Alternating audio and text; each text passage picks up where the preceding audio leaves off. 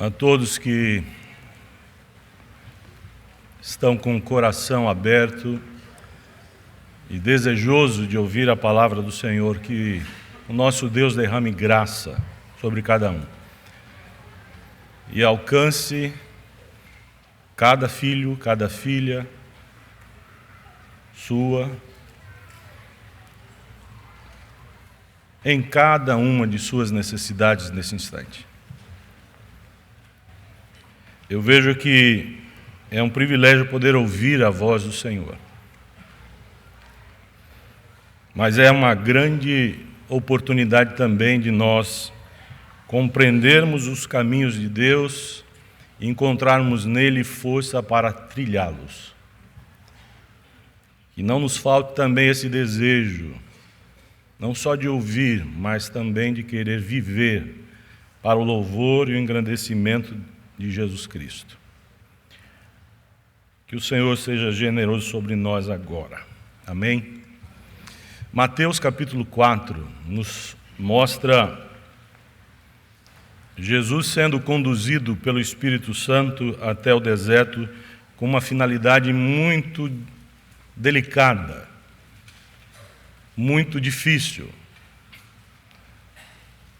A finalidade é a tentação. A Bíblia nos diz que Cristo é o cabeça da igreja. Ele é não apenas o líder máximo, maior da igreja, como também a referência primeira. E se ele foi levado à tentação, porque o tentador não poderia ter autoridade sobre ele, porque ele não carregava a natureza humana como nós a carregamos, embora tenha se encarnado, ele não assumiu o pecado da nossa natureza. Cristo era homem santo, puro, perfeito, imaculado, sem pecado, mas foi levado a uma exposição diante do mal, na sua mais horrenda expressão, do próprio Satanás, com esta finalidade de ser tentado. E se isso aconteceu com ele, eu preciso compreender que isso pode e deve acontecer comigo, ser caído no meu viver de cada dia. E todos nós sabemos que é assim. Aliás, não é preciso muito entendimento bíblico para compreender que isso é verdade. A própria experiência de cada dia nos mostra que é assim. Os caminhos do viver terreno não são caminhos suaves, pelo contrário, são espinhosos, duros, difíceis, desafiadores. Portanto, eu queria que nós olhássemos para esse texto da palavra de Deus e para os 4 primeiros versículos apenas, como um referencial para nós, para que nós tivéssemos a chance nesta manhã de aprender um pouco mais sobre as nossas vulnerabilidades, as nossas fragilidades. Mesmo como filhos de Deus e crentes em Jesus Cristo, nós não somos tão fortes assim. E eu gostaria muito que nós, ao olharmos para a palavra do Senhor, percebêssemos nela instrução para a nossa caminhada. E eu queria que nós aprendêssemos de verdade um pouco mais sobre a tentação de Jesus e encontrássemos nessa experiência referenciais seguros para a nossa conduta, postura e deliberação na caminhada cristã. Mateus 4, de 1 a 4, diz assim: A seguir foi levado Jesus pelo Espírito ao deserto. O Espírito está com E maiúsculo para identificar o Espírito Santo de Deus. Como eu disse, com a finalidade, para ser tentado pelo diabo. Versículo 2: E depois de jejuar 40 dias e 40 noites, Jesus teve fome.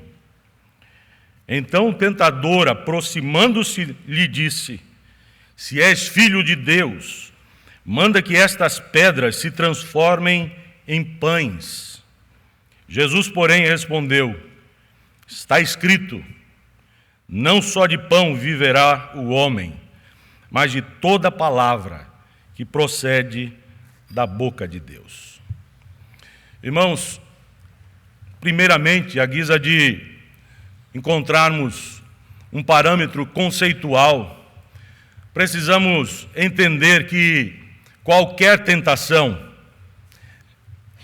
se apresentará diante de nós como uma proposição e não como uma imposição. Primeiro de tudo, eu queria que você compreendesse isso. Tentação é sempre proposta, nunca uma ordem imperativa inescapável. Ninguém, portanto, pode dizer que caiu em pecado porque não teve opção, porque não teve escolha, porque não teve uma porta de refúgio, um caminho de salvação. Ninguém, absolutamente ninguém, é obrigado a pecar. A tentação que leva e fomenta a prática do pecado em nosso viver é sempre um convite, é sempre uma sugestão, é sempre um apelo sedutor ao nosso coração, mas não uma imposição. Em segundo lugar, à guisa de introdução para esse assunto, em relação às tentações, nós precisamos também compreender que há duas situações que propiciam o seu aparecimento na nossa história. Duas situações abrem portas para sermos tentados.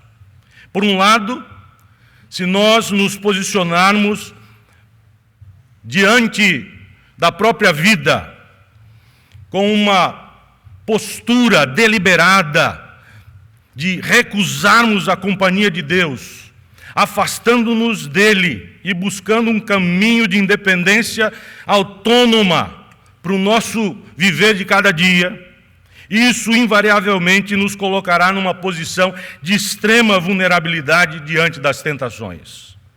Longe de Deus, o homem, carregado pela natureza pecaminosa, terá toda a condição e habilidade para pecar e ser seduzido pelas insinuações maldosas do mal, que se nos apresentam na forma de tentações, de convites maliciosos, malignos.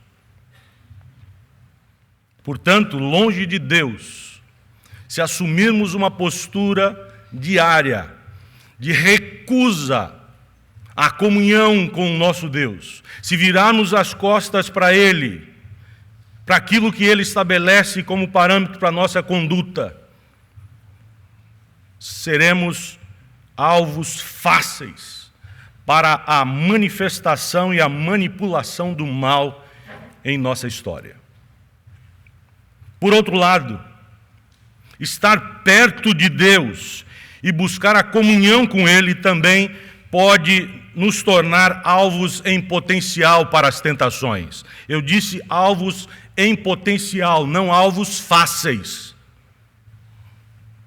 Isso porque o grande objetivo das tentações no desempenho da nossa vida cristã e do nosso anseio por comunhão com as coisas celestiais, o grande objetivo delas é sempre nos afastar de Deus, apresentando-nos caminhos espúrios para vivermos autonomamente, longe do Senhor. Portanto, o alvo das tentações é nos desviar dos caminhos e da vontade de Deus, levando-nos para longe dele. É preciso, portanto, compreender essas coisas antes de nós tratarmos um pouco mais do conteúdo desse pequeno trecho do Evangelho e dessa experiência tão significativa na vida de Cristo e tão instrutiva para a vida daqueles que o seguem em espírito e em verdade, com sinceridade de alma. Assim, o que nós podemos aprender da postura de Jesus quando foi exposto ao tentador e às suas insinuações malignas, que pode nos ajudar nos nossos enfrentamentos de cada dia e no desenvolvimento de nossa espiritualidade, para que nós sejamos mais maduros e mais estáveis, e não tão instáveis como costumamos ser no desempenho e na caminhada da carreira cristã, da vida cristã. Creio, irmãos, que há aqui nesse texto 4 lições para nós aprendermos, mais uma vez, repisando um chão já conhecido. Mas eu creio que precisamos ouvir novamente esta simplicidade da Escritura, porque diuturnamente temos que lidar com práticas não tão prazerosas para o coração daquele que leva Deus a sério. Nosso coração fica abatido, porque muitas vezes nos vemos enleados por tramas malignas, e que não vêm exatamente das profundezas do inferno. Às vezes elas brotam da nossa mundanidade mesmo, que sempre nos guia em direção ao mal. Essas coisas que nascem da nossa mundanidade e que nos guiam para o mal. Portanto, precisamos olhar novamente para a Escritura, e eu creio que esse texto ele é extremamente significativo, porque aconteceu com Jesus, e tudo o que acontece com o nosso Senhor não acontece meramente por uma ação banal, uma intenção fortuita. Tudo quanto o nosso Senhor experimentou enquanto esteve entre os homens, tudo, absolutamente, tem uma repercussão didática, de ensino para os seus seguidores. Portanto, que lições podemos aprender nessa experiência de Jesus, no enfrentamento que teve com o tentador e suas insinuações malignas, que podem nos ajudar na nossa caminhada cristã? Primeiramente, precisamos compreender que o foco da tentação de Jesus não recai sobre a sua consciência de Filho de Deus, mas sobre sua obediência ao Pai Celestial. Eu repito, precisamos compreender, em primeiro lugar, que o foco da tentação de Jesus não recai sobre a sua consciência de Filho de Deus, mas sobre sua obediência ao Pai. Jesus, em nenhum momento, tinha ou teve crise de identidade. Jesus não passou por essa experiência na vida terrena. Ele nunca teve crise de identidade. Ele sabia perfeitamente quem ele era e de onde ele tinha vindo, de onde ele tinha saído, do trono da glória. Ele não tinha crise de identidade. A tentação aqui não questionava se Cristo sabia quem ele era. O foco do tentador não é, olha, será que você sabe quem você é? A intenção não é essa, a força não é essa. A maquinação do diabo não entra por essa senda. O foco do tentador era questionar se Jesus sabia qual era a sua principal finalidade de vida. Se és filho de Deus, faz isto. A questão, estão compreendendo? Não é, eu tenho dúvidas sobre quem você é. Você sabe quem você é? Não é essa a principal artimanha do maligno. A principal artimanha do maligno, o foco de sua tentação é: se você é, então faça. Já que você é, transforme pedras em pães. Já que, faça. Em outras palavras, Você sabe qual é a sua principal finalidade em ter nascido entre os homens, em ter deixado o reino da glória? Você sabe por que você está aqui?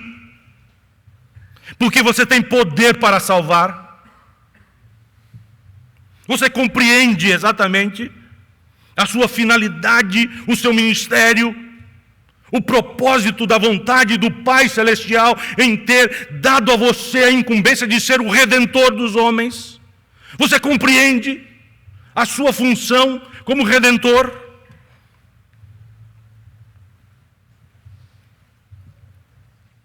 Portanto, a tentação chega para Jesus como uma proposta para que ele vivesse para si mesmo e deixasse de lado, ou em segunda instância, o propósito de viver para a glória do seu Pai, a glória do seu Deus. Viva para você, viva segundo a sua ótica, viva segundo as suas vontades, viva segundo os seus desejos, viva para suprir as suas carências, as suas necessidades. Veja a situação em que você se encontra. Você tem poder, já que tem, viva para você. E não para o Pai Celestial. Proposta de independência e não de submissão ao controle de Deus. Viver para Deus, irmãos, antes de viver para nós mesmos, é o nosso principal desafio e a nossa mais urgente e sublime finalidade de vida. Qual é a sua principal finalidade de vida? Para que você existe? Porque Deus fez você. Qual é a vontade de Deus para a sua existência terrena? Em que Deus quer enxergar sua vida envolvida? Em que tipo de trama, em que tipo de ambiente Deus quer ver a sua vida envolvida? Com que Deus quer que você se envolva? Qual o propósito de Deus para você, meu irmão, minha irmã? Qual o propósito do povo de Deus na terra? Qual o propósito de sermos seguidores de Cristo no mundo?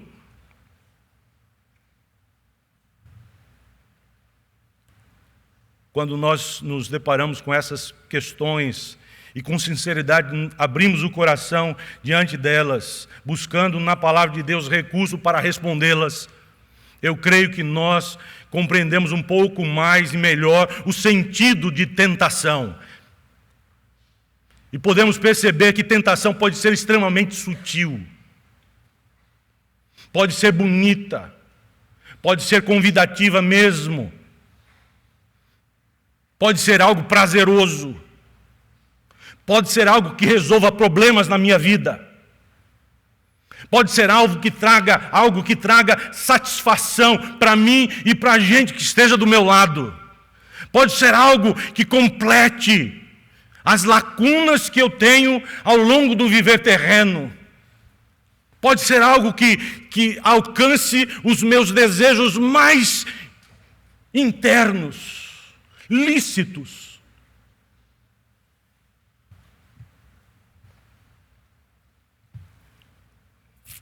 Obedecer a Deus, irmãos, consiste em fazer a sua vontade antes de fazer a nossa própria vontade. Obedecer a Deus e fazer a sua vontade antes e apesar da nossa. Propósito maior da nossa vida.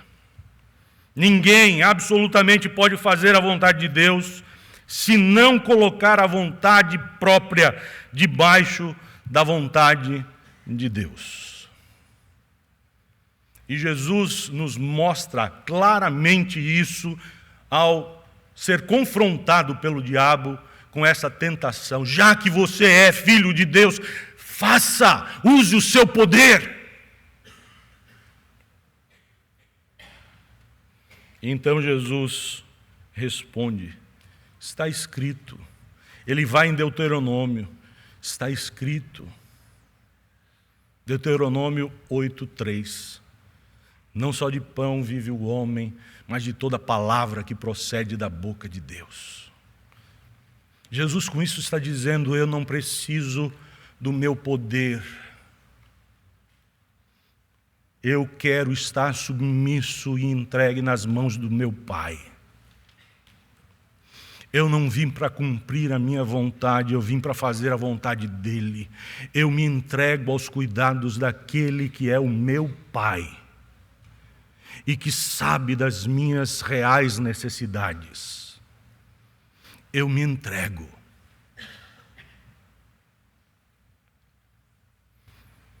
Irmãos queridos, eu creio que isso deve servir de exemplo, de referência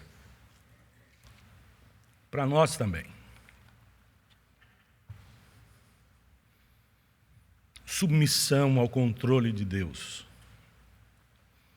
Nós sabemos quem é o nosso Pai Celestial.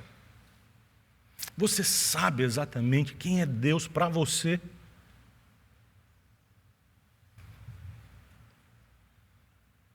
Deus não estava interagindo, pelo menos objetivamente, nesse instante.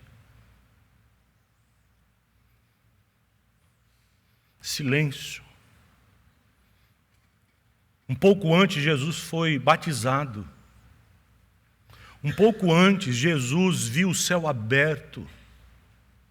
Viu o Espírito Santo descendo sobre ele na forma de pomba. Um pouco antes, Jesus ouviu a voz do seu Pai Celestial, dizendo: este é o meu Filho amado, em quem o meu coração exulta de prazer. Um pouco antes. Mas agora, silêncio.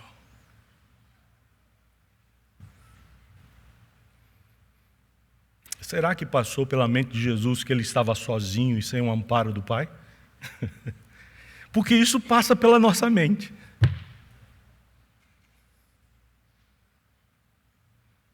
Quando do céu nos vem o silêncio, costumeiramente o coração humano é levado a pensar: onde está Deus? Será que Ele não está vendo?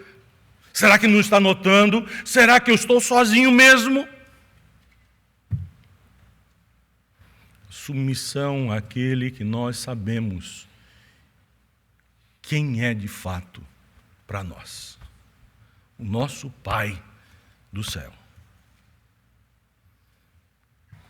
Irmãos, em primeiro lugar, nós precisamos compreender isso. Ao olharmos para a tentação de Jesus, o foco não recai sobre a sua consciência de filho de Deus, mas sobre sua obediência e submissão ao Pai Celestial. Em segundo lugar, em que devemos focar aqui como uma referência segura para a nossa conduta cristã de todo dia. Em segundo lugar, devemos compreender também que o mais importante em matéria de tentação não é o que nós recebemos de Deus para os enfrentamentos, para os desafios, mas o que fazemos com aquilo que recebemos de Deus, com as deliberações que tomamos, munidos da nossa habilidade celestial, munidos com a dotação espiritual. O que fazemos com isso? Para onde isso nos leva na tomada de decisão? Portanto, devemos compreender bem isso, que o mais importante não é o que recebemos de Deus, mas o que fazemos com aquilo que Ele nos dá. Tudo o que Deus nos dá visa, antes de qualquer coisa, a glória do Seu nome, a honra do Seu reino, o louvor de Sua glória e a promoção do Seu reino na terra. Tudo que Deus nos dá tem como alvo nos levar para esse tipo de experiência. Assim, no nosso relacionamento com as coisas de Deus e com as dádivas do seu poder, precisamos também compreender quais são as nossas verdadeiras prioridades. Não é porque Deus já nos deu algumas bênçãos que nós podemos fazer de qualquer jeito. Eu já ouvi gente dizendo, Deus nos dotou, então Ele nos deu alguma coisa, agora a minha responsabilidade é fazer do meu jeito. Não. Deus só dá para que nós saibamos fazer do jeito dEle. Deus só nos dá, porque se não desse, nós não teríamos condição alguma de fazer aquilo que é vontade dEle. E Ele só nos dá para nos habilitar a viver do jeito que Ele quer.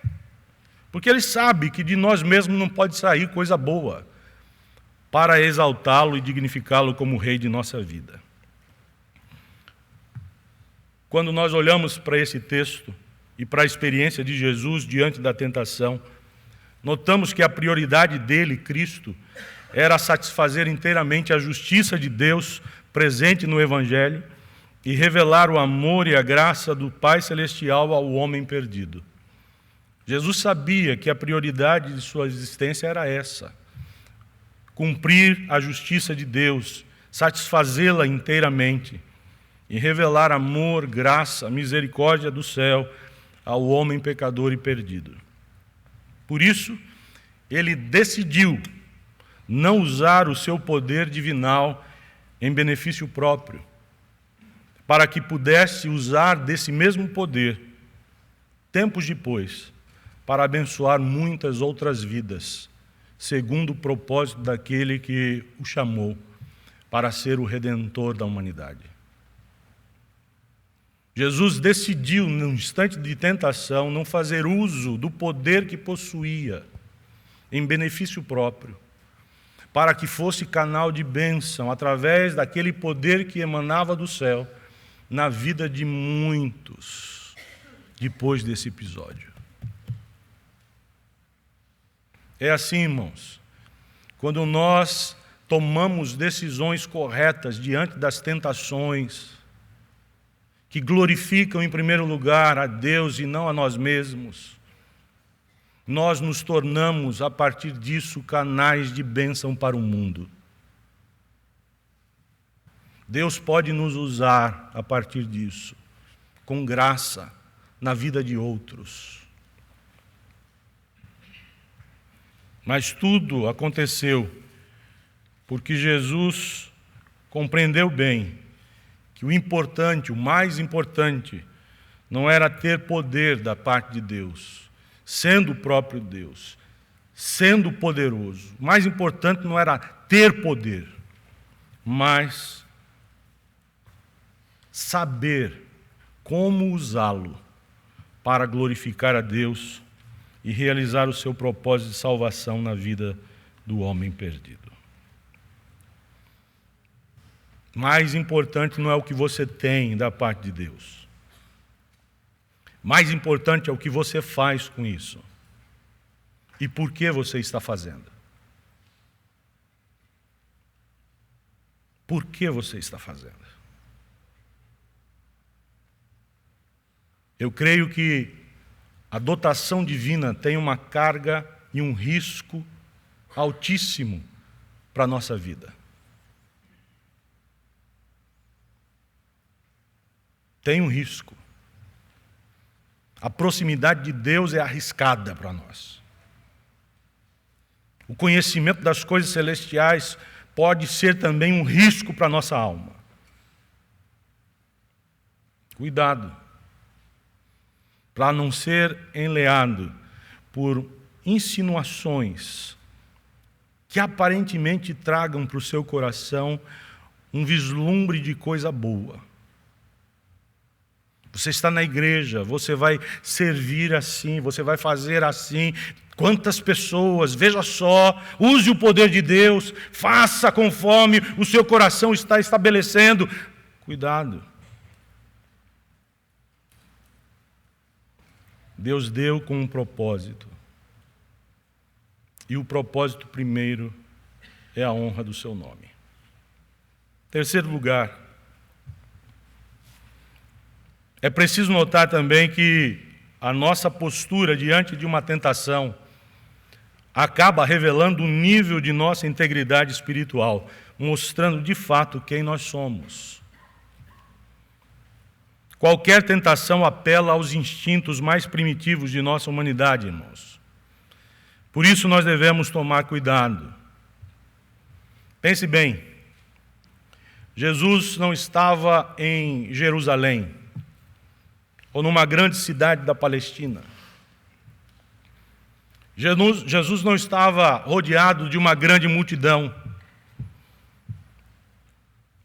Jesus não estava com pessoas queridas, para as quais ele precisasse responder em termos de conduta. Jesus está no deserto, está sozinho, está no meio do vazio, areia, pedras à sua volta. Se ele transformasse as pedras em pães, objetivamente, historicamente, ninguém saberia. Ninguém veria. Todavia, sua integridade na solidão era a mesma de quando estava na multidão. Não havia racha em sua personalidade e nem separação em sua vida entre público e privado. Cristo era sempre o mesmo. Ele não usava de artifícios, como nós, muitas vezes, para se esconder e dissimular, assumindo posturas camufladas de acordo com as situações e as conveniências. Ele era íntegro. Ele era inteiro. Já que és filho de Deus, estamos sós, você é Deus, faça. Você está com fome, 40 dias aqui, você sofreu demais. Você está cheio de necessidades e cheio de poder, você pode, faça. Ninguém vê, ninguém sabe, é só você e eu. Vai ficar entre nós.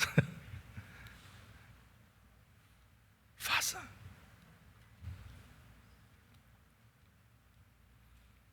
Não só de pão vive o homem.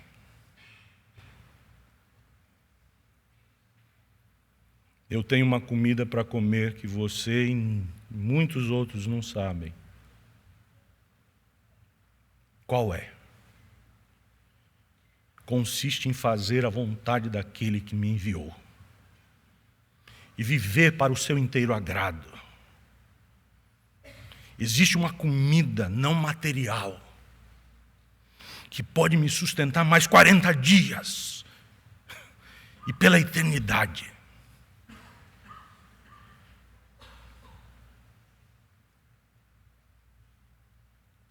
A minha necessidade terrenal não é maior do que a minha fome de Deus e de querer exaltá-lo como meu Deus, o Deus da minha história, o dono da minha existência. A minha fome do estômago não é maior do que a minha fome da alma, de querer honrar o meu Deus em toda e qualquer situação.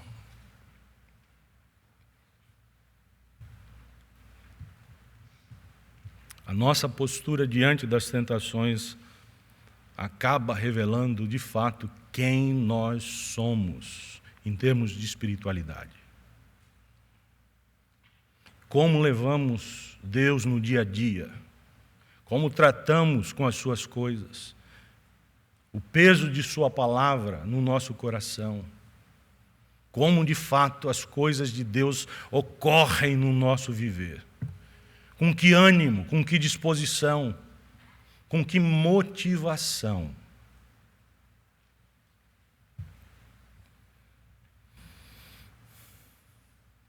Quem é você na carreira cristã? o que você intenta fazer na vida que Deus lhe dá, o que você quer de fato, meu irmão. Tem muita gente entrando na igreja para ter a saúde, ou própria ou de algum ente querido. Tem muita gente entrando dentro de igreja atrás de um bem-estar material. Há muitos pastores, ou ditos pastores, pregando uma salvação terrena e vil, porque se reduz apenas às coisas desse mundo. Tem muita gente experimentando esse tipo de vigor espiritual, que de fato é tremenda fraqueza e vazio de Deus. O que você quer? Quem você é?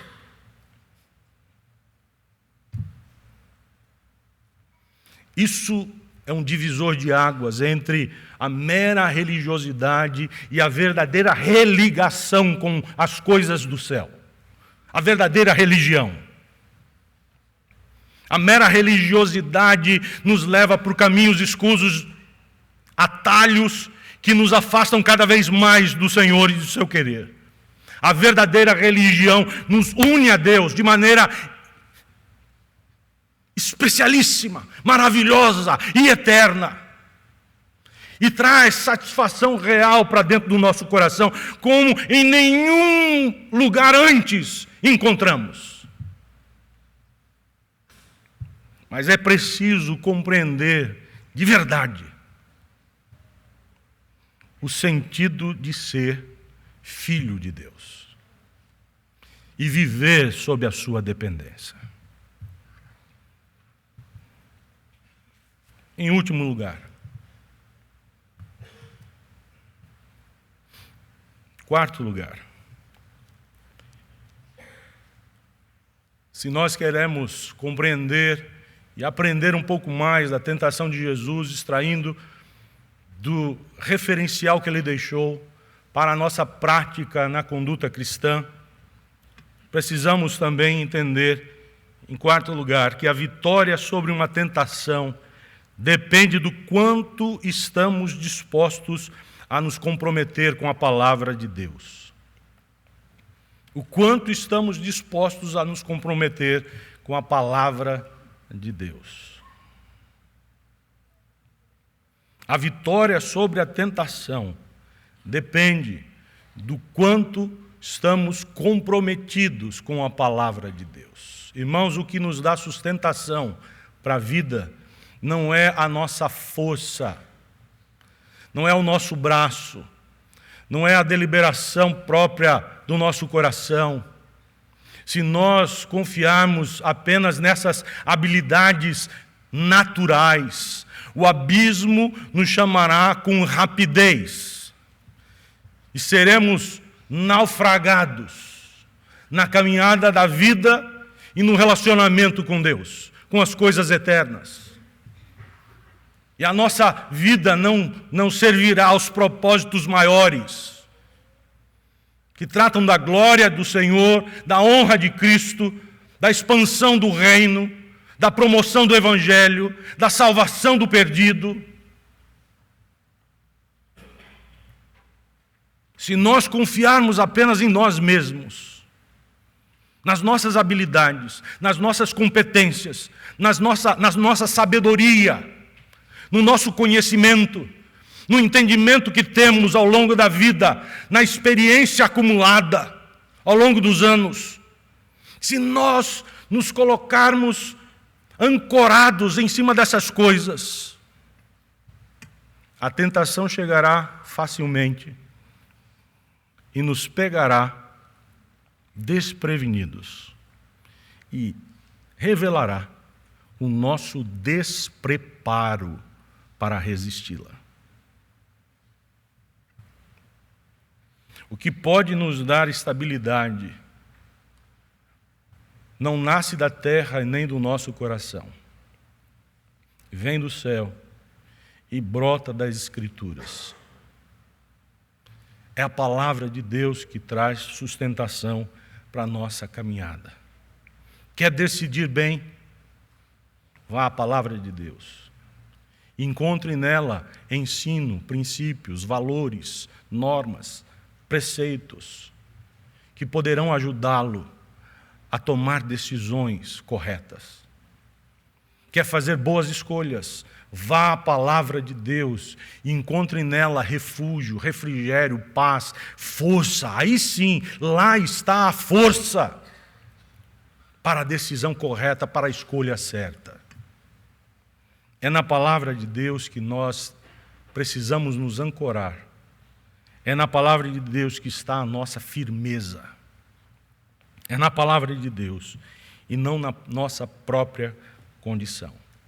Pela palavra de Deus, nossa vida deve ser pautada, pois só nela encontraremos firmeza, estabilidade e força para perceber o mal e para resisti-lo.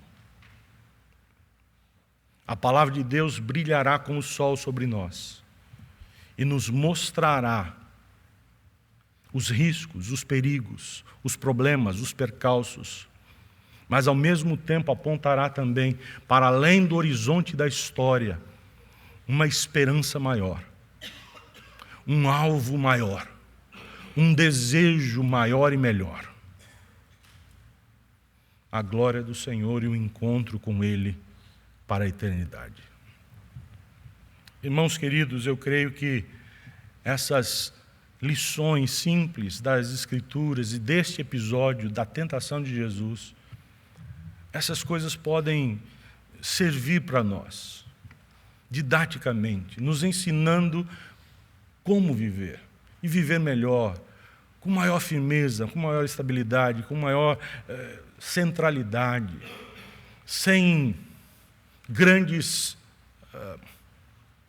dificuldades para observar e fazer leituras. Olhar para a vida com o coração mais sereno. Por mais difícil que seja a experiência, por mais desafiadora, por mais contrastante,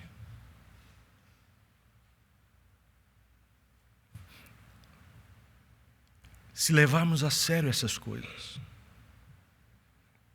nós poderemos trafegar com segurança no labirinto do viver terreno, porque sabemos que sobre nós paira não a nuvem espessa da maldição, mas a nuvem sobranceira da graça de Deus. O texto terminou nessa leitura que fizemos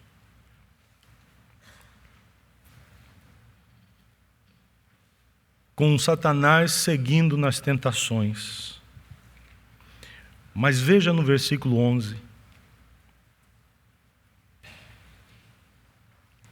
Quando Jesus suplanta cada uma das tentações, diz aí o versículo 11: o diabo deixou, e eis que vieram anjos e o serviram. Graça. O silêncio do Pai foi quebrado com a chegada de anjos para servir a Cristo.